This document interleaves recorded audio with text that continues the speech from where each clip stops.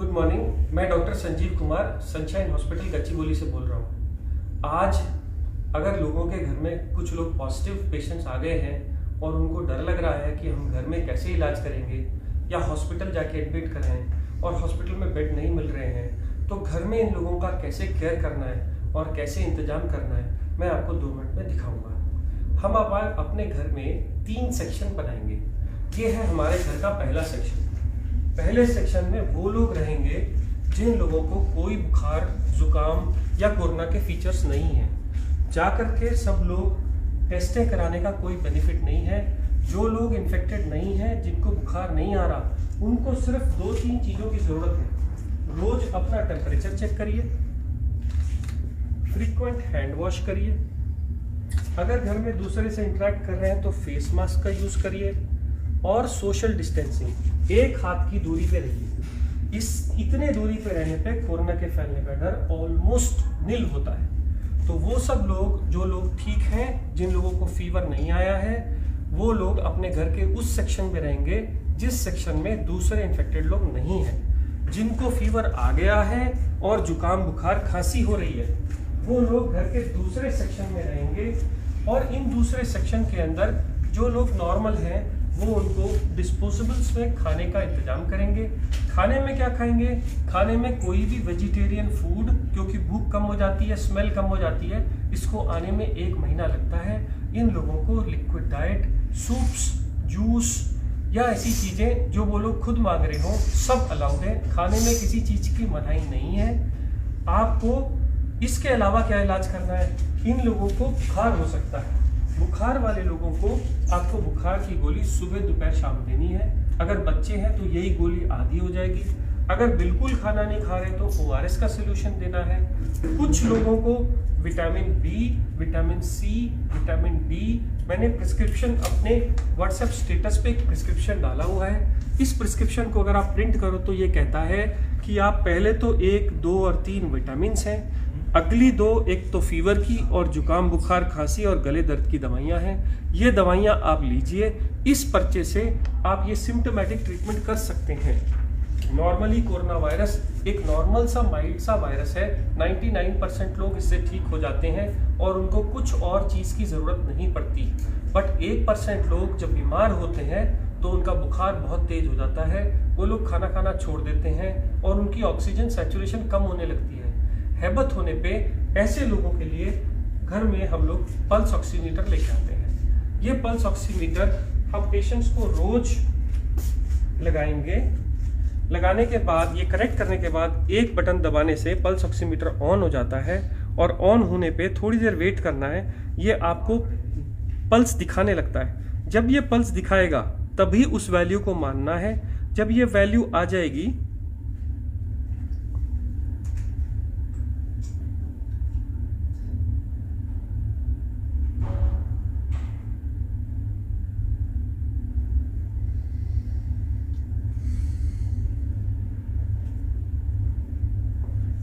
तो oxygen saturation 100% बता रहा है। 90 से कम है तो ये पेशेंट सिक हैं। अगर 90 से ज़्यादा है तो डरने की बात नहीं है। मैंने इतनी देर इसलिए वेट किया क्योंकि पल्स ऑक्सीमीटर लगभग 30 सेकंड ले जाता है नॉर्मल सैचुरेशन बताने के लिए। अब मान लीजिए अगर ये लोग 90 से कम ऑक्सीजन पे आ गए हैं, अब इनको हॉस्पिटल की फैसिलिटी पे ले जा रहे हैं पर बेड नहीं मिल रहे, तो हम क्या करें? तो हम अपने घर का एक और सेक्शन सिक पेशेंट्स के लिए तैयार करेंगे, जिनकी एंट्री, जिसमें नॉर्मल लोग कोई भी एंटर नहीं करेंगे, और इन सब लोगों को हम 14 दिन के लिए आइसोलेट करेंगे। मान लीजिए अगर ये पेशेंट है और मुझे इनकी केयर करनी है, तो जो बहुत ज़रूरी वाली चीज़ें मैं आपको बताता हूँ। जब भी आप इस कमरे में जाएंगे तो आप एक बड़ा कपड़ा या कोई भी गाउन, जिससे कि आपके कपड़े इन्फेक्ट ना हो जाएं, वो गाउन पहनेंगे। गाउन के ऊपर मास्क, गाउन पहन के आपका ये पूरा एरिया कवर हो गया। अब आप इसके ऊपर एक नॉर्मल कोई भी मास्क या N95 मास्क लगा सकते हैं। ध्यान ये रखना है कि इन मास्क को इधर की तरफ हाथ से नहीं छूना, छूने के बाद स्टेरलाइज करना है, आंख में नहीं लगाना। आप सिंपल मास्क भी यूज कर सकते हैं, बट इसको रोज डिस्कार्ड करिए। अब क्योंकि ये इन्फेक्टेड जोन है, इसलिए मार्केट में ये प्लास्टिक की बनी शील्ड्स मिलती हैं। इसको अगर आप लगा लेंगे तो आपके सेक्रीशंस बाहर नहीं जाएंगे। ऐसे ही ये मरीज भी मास्क लगाएगा और ये भी शील्ड डालेगा। इससे क्या होगा, इससे उसके सेक्रीशंस और आपके सेक्रीशंस मिल नहीं सकते, आपको इन्फेक्शन होने का चांस बहुत कम हो जाता है। इस आदमी के साथ अगर आप टाइम बिताना चाहते हैं तो सोशल डिस्टेंसिंग के हिसाब से इससे ज़्यादा टाइम नहीं, ज़्यादा 5 मिनट से ज़्यादा टाइम ना बिताइए। उनको खाने के लिए डिस्पोजेबल्स का खाने में दीजिए। जैसे मैंने पहले बताया, खाने में आप सब कुछ दे सकते हैं। अब इन लोगों की केयर करते समय याद रखिए कि वो लोग खूब हैंड सैनिटाइजर्स या सोप का इस्तेमाल करें। इसके अलावा आप जब भी इन लोगों का सेवा करेंगे तो आप ग्लव का यूज करेंगे। हर बार ग्लव्स को डालने के बाद ही आप पेशेंट को टच करेंगे। ये ग्लव अगर कपड़े के यूज कर रहे हैं घर के बने हुए, तो हर बार उनको घर से बाहर जाने के बाद उनको वॉश किया जाएगा। अगर डिस्पोजेबल यूज कर रहे हैं तो हर बार यूज करने के बाद थ्रो कर दिए जाएंगे। अब अगर आप ऐसी कंडीशन में उस पेशेंट के साथ उसके केयर करते हैं, उसको खाना देते हैं, उसके ऑक्सीजन लगाते हैं या जो भी कुछ कर रहे हैं, आपको इन्फेक्शन आने का चांस कम हो जाता है। मान लीजिए अब ये पेशेंट का मैंने ऑक्सीजन सैचुरेशन चेक किया और ये 90 से कम था।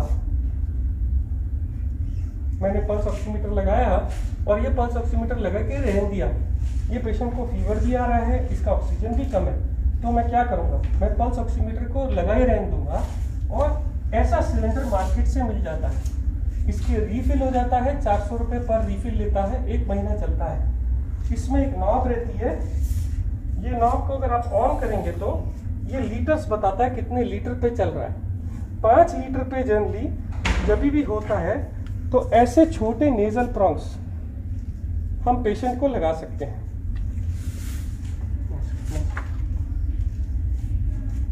ऐसे नेजल प्रॉन्ग लगा सकते हैं। नेजल प्रॉन्ग लगाने के बाद आप ये पल्स ऑक्सीमीटर की रीडिंग देखिए कितनी आ रही है। अगर ये 90 से ज़्यादा नहीं आ रही और पेशेंट को तभी भी हैबत हो रही है, तो आप ये नेजल प्रॉन्ग हटा के मार्केट से ये बड़े वाला मास्क ला सकते हैं।